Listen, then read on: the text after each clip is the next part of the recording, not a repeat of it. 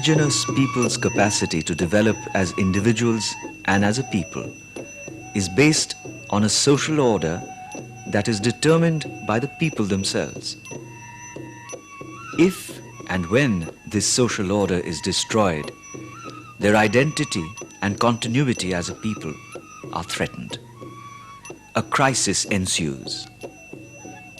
For the Boro people, their current situation is one of persistent crisis as they continue to fall victim to socio-economic suppression, oppression, exploitation, and political domination.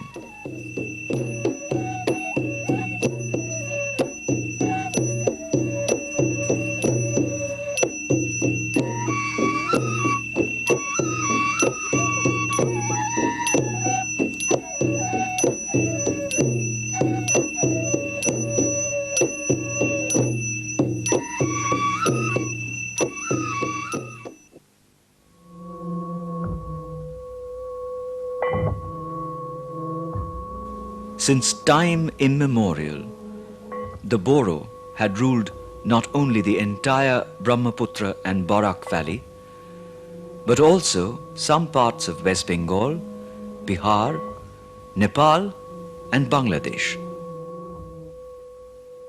In different places and times, the Boro were known by different names: Kirata, Mlesa, Kachari, Sutia, Moran, Koch, Dimasa, and Tipera. Since historically untraced ages, the Boro had exercised highly developed political, legal, and socio-cultural entities.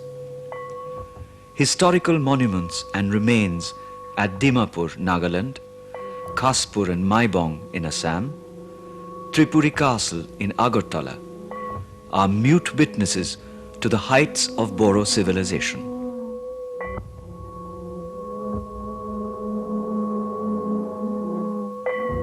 Today, the majority of the Boro live on the foothills of the mighty Himalayan ranges in the north bank of the Brahmaputra or Dilao River.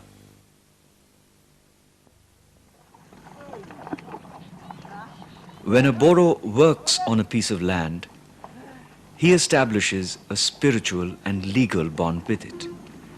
His community facilitates such bonding. He too is loyal to the interests of the community. The reciprocity develops various institutions to give the capacity to progress as individuals and as a people. It is such social order that ensures the identity, continuity, cultural and intellectual development of the Boro.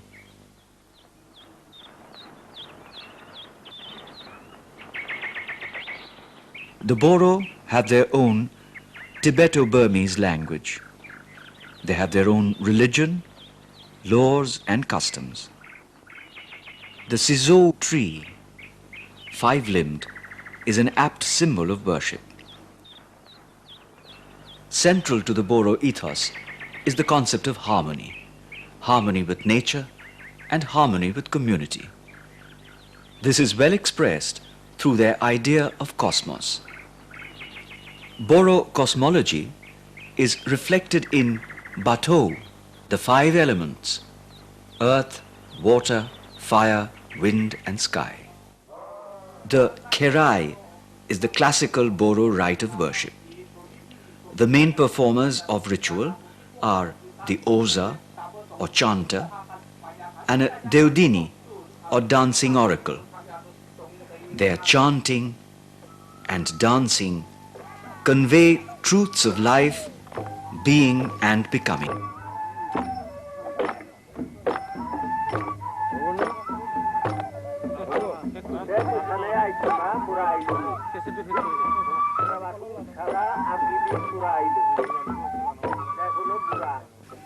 The altar for worship is around the Sizo tree, the Euphorbia splendens.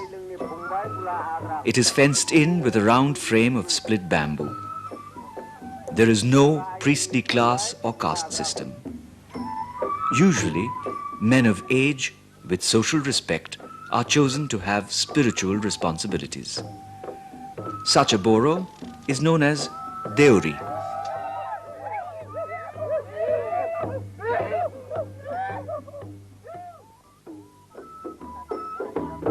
Sometimes a Kerai is special, and so it is large scale. The Deodini, a woman possessed with divine spirit, dances keeping time with music made out of kham, svung and zotha. It is an all-night event.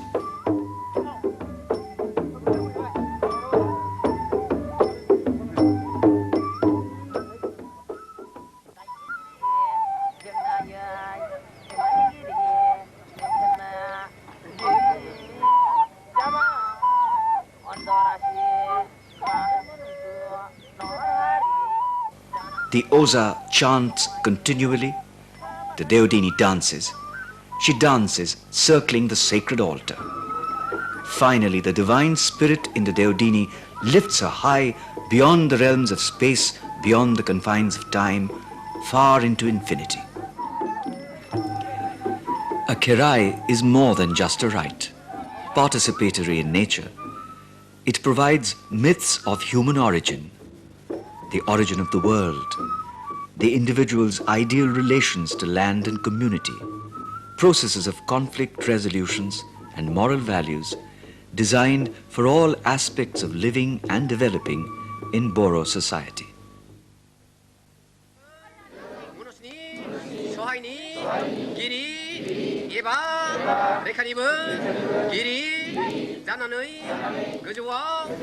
In the early part of the 20th century, a socio-religious movement was launched by Guru Kalicharan Brahma, mainly as reaction to the continuous conversion of Boro people into alien folds.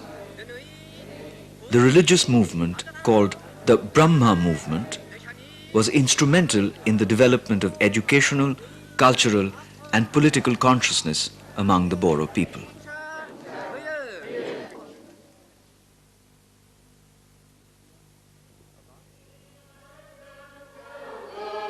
About the same time, Christianity had its impact in Boro society. The first Christian missionary, Reverend Sidney Endel, came to preach the good news as early as 1864 among the Boro people. He was eloquent in the Boro language. Reverend Sidney Endel established many village schools. In 1875, Reverend Endel's Boro Christian Church was built at Bengbari. He is known as the father of Boro literature by compiling an outline of Kachari grammar and by publishing a monograph, The Kacharis.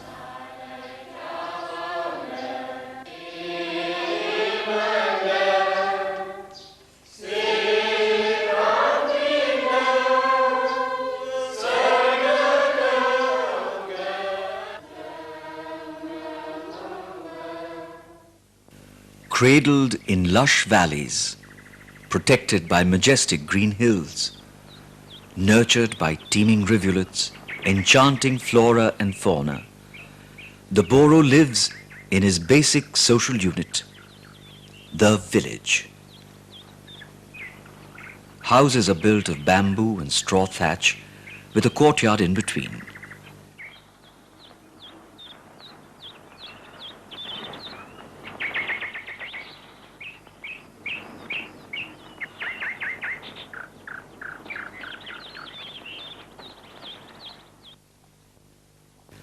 Agriculture is the prime occupation. Rice is indeed the staple food, and the major portion of Boro lives is related to its cultivation and production.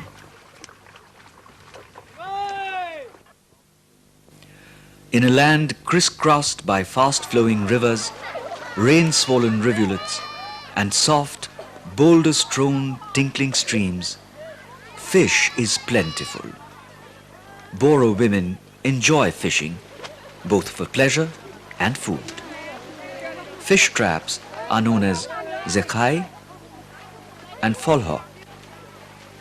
The fish basket is known as kobai. These are made out of bamboo fastened with cane.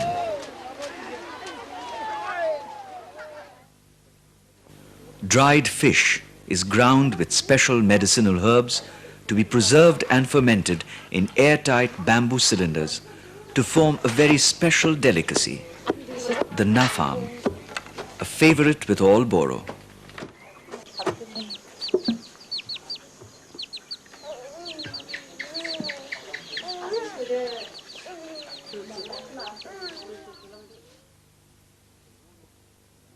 Except for beef, the Boro eat a wide variety of food: fish, crabs, snail meat, silk pupae, rice cakes, pork, exotic herbs and bamboo shoots are the favorite cuisine.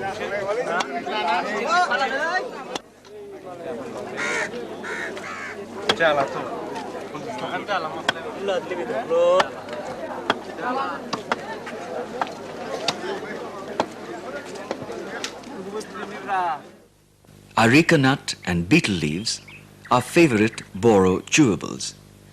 Each and every courtyard has these trees. Visitors and guests are warmly entertained with betel nut.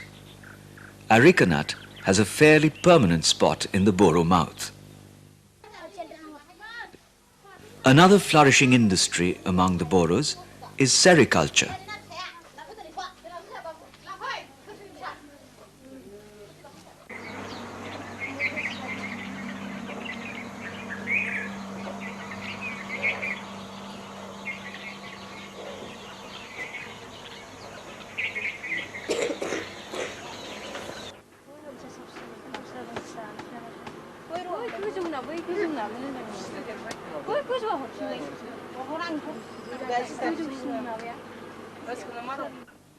Each Boro family, rich or poor, usually keeps one or more hand-operated loom.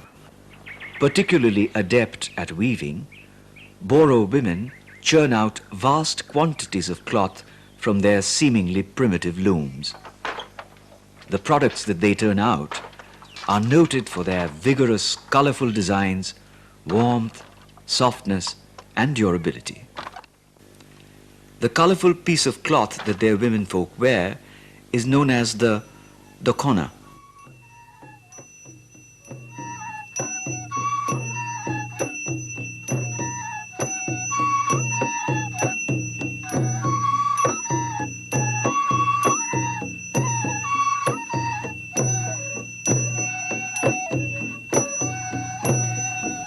With song on their lips and rhythm in their gait, music and dance are an integral part of Boro cultural life.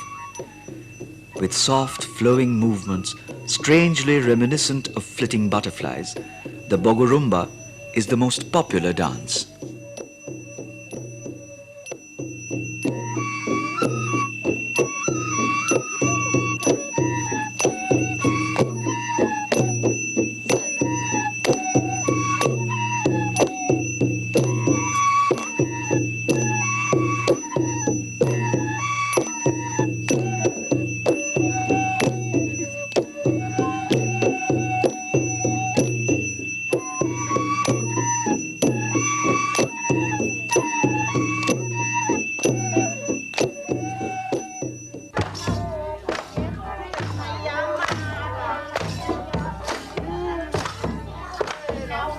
The Boro weaves harmony and beauty into the heart of his culture. Spring heralds a new Boro year. Boisagu is the expression of their hope and joy at New Year. It is the greatest celebration of the year. Rice beer or zou refreshes.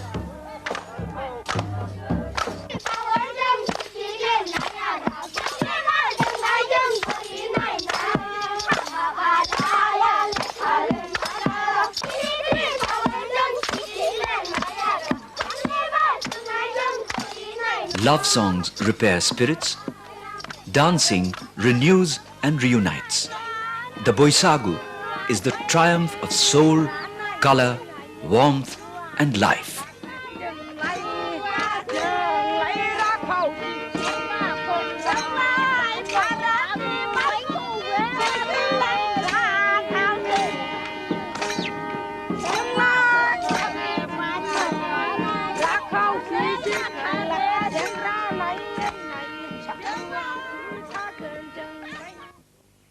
The Boro and their land were left alone for a long time until changing world conditions lured them and land was viewed differently. The impact of Western civilization on the Boro was felt in the last decades of the 19th century and resulted in the consequent decline and extinction of the Boro kingdoms of Dimasa, Tipura or Kokborok, Sutiar, Moran, Koch and others. The colonialists seized Boro lands for rich natural resources to feed rapid rates of industrialization in the West. Boro people were used as collectors of forest products, as cheap slave labor in tea plantations, and as mercenaries to oppress and enslave other indigenous peoples. Along with the colonial government came traders, adventurers, and poor peasants and laborers from well-populated Bangladesh, Nepal, and the Indian plains. Even after India's independence, both government and capitalists grabbed the land of the Boro people for industrialization, tea plantations, militarization, and even for research projects. The Boro, of course, resisted such incursions, sometimes with force, and at other times by retreating further into the forests with much sacrifice of life and hardship. Transmigration schemes of the government and the unmitigated settlement of land with hungry outsiders, backed by vote bank hungry politicians, deposed and uprooted the indigenous Boro people.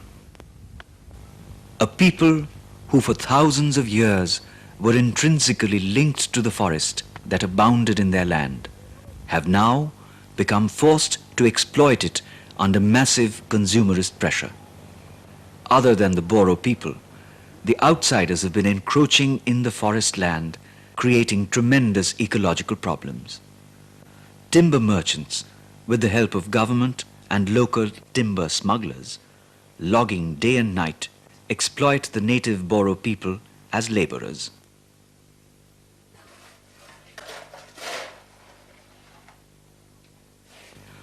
Enforced poverty has not only turned the Boro into a daily wage earner at home, but has also forced him to migrate to alien land as a laborer.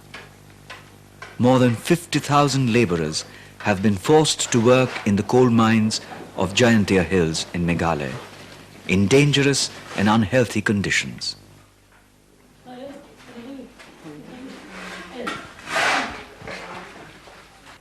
In alien land, their social structure has completely broken down, while the evil designs of modern society have molded their lives.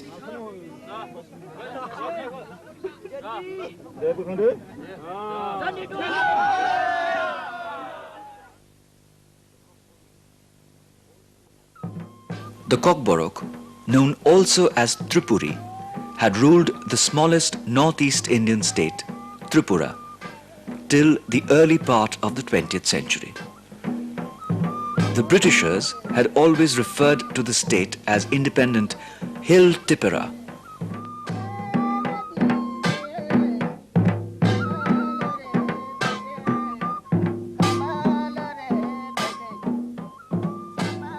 Surprisingly, just after joining the Indian Union in 1949, the Kokborok, who were owners and constituted more than 90% of the total population of Hill Tipura prior to the 1947 partition, have been reduced to a microscopic minority.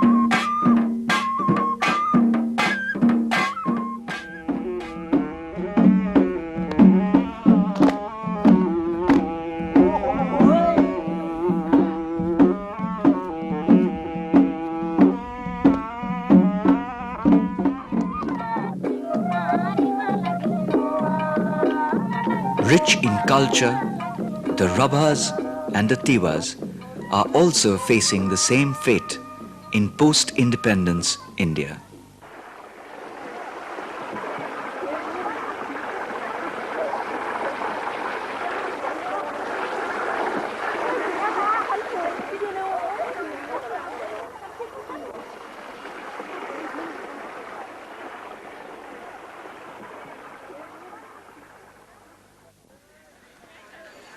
The systematic subversion of indigenous social and political institutions and the imposition of alien institutions have forced most Boro to accept the new order of living.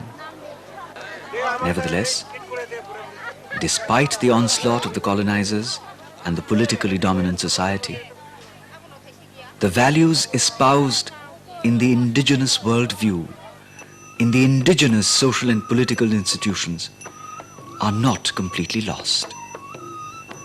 Enough of the old social order was preserved or remembered to spark off a new fervor and promote the Boro to reclaim their identity and their dignity as a people.